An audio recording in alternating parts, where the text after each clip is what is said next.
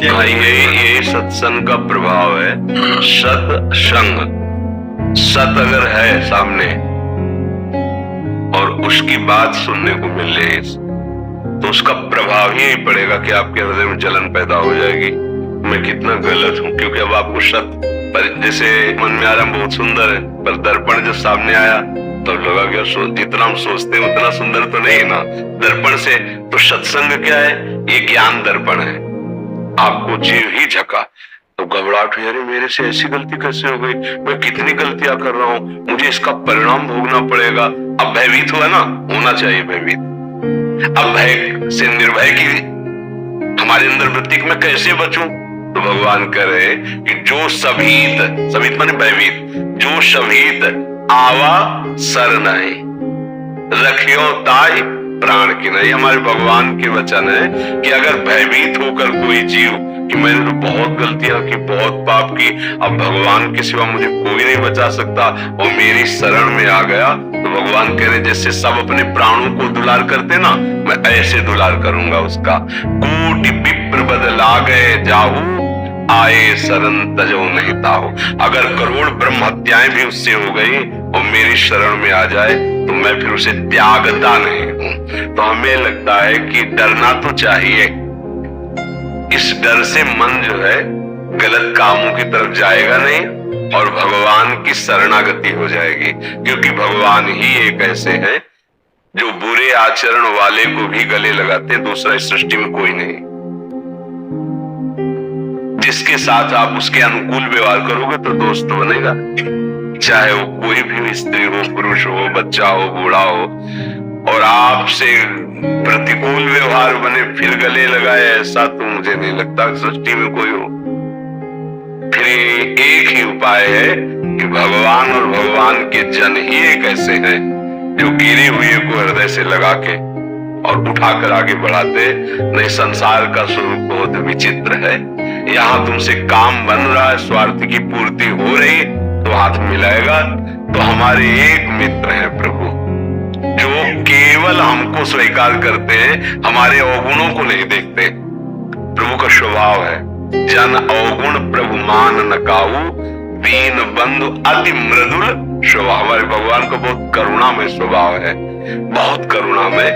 जैसे किसी अरब खरबपति आदमी का अकेला लड़का हो और उससे कोई नुकसान हो जाए, कोई गलती हो जाए और वो दौड़ के कि पिताजी गलती हुई, तो उसका हृदय भराएगा और कहेगा चाहे सारी संपत्ति लग जाए दांव पे, तू चिंता मत कर, मैं तुझे कुछ नहीं होने दूंगा। तो आपको विश्वास हो जाता है ना, हमारे प्रभु तो अनंत ब्रह्मांडों के मालिक है।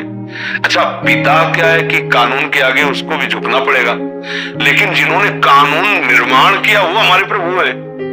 वो जब कह रहे कि माफ, तो फिर किया, बहुत बार उदाहरण किया है कि न्यायालय विभाग में वकीलों के द्वारा प्रमाणित हो गया दोष और उसकी सजा हो गई कि इसको फांसी की सजा दी जाए। अब तो कोई नहीं क्षमा कर सकता ना, बस एक राष्ट्रपति है क्षमा कर सकता है। ऐसे ही हमसे पाप हुए माना, उनका दंड भी हमने नरकों में पढ़ा सुना शास्त्र में कि ये नरक में ये दंड मिलता है ऐसे पाप करने वालों का, वो भी पक्का सत्य।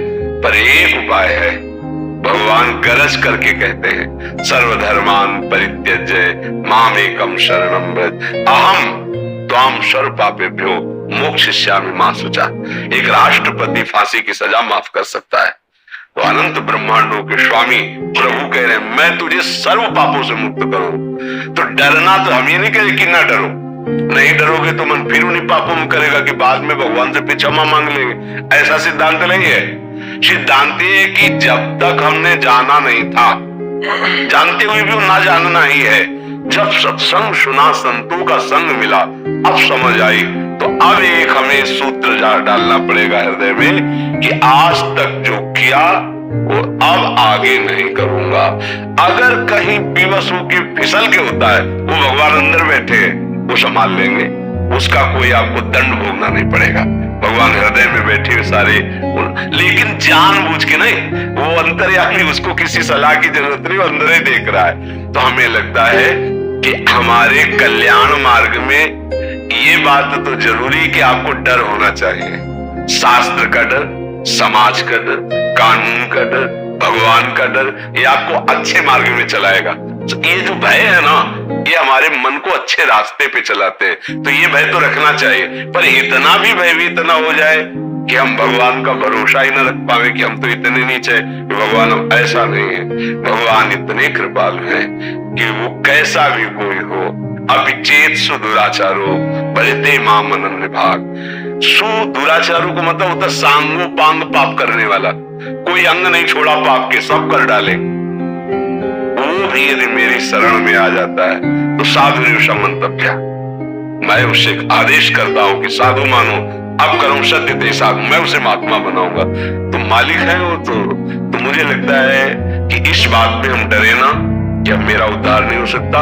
इस बात से डरे कि जो गलतियां हुई वो पुनः गलतियां ना हो, और भगवान का आश्रय लेकर नाम जप करे, अच्छे आचरण करे।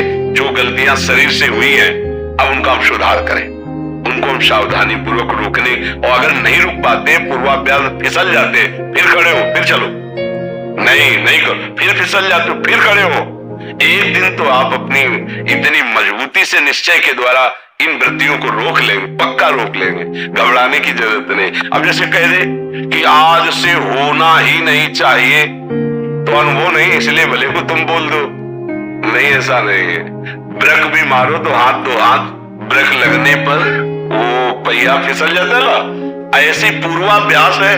आज से हम कह नहीं करेंगे, पर एक समय ऐसा आएगा जिस समय हमसे त्रुटि हो जाएगी। इसलिए हम ये आपको कहते कि अगर फिसल गए तो घबराने की जरूरत नहीं, फिर खड़े हो, फिर कोशिश करो कि हम ना फिसले, फिर फिसल जाते हो, फिर खड़े हो।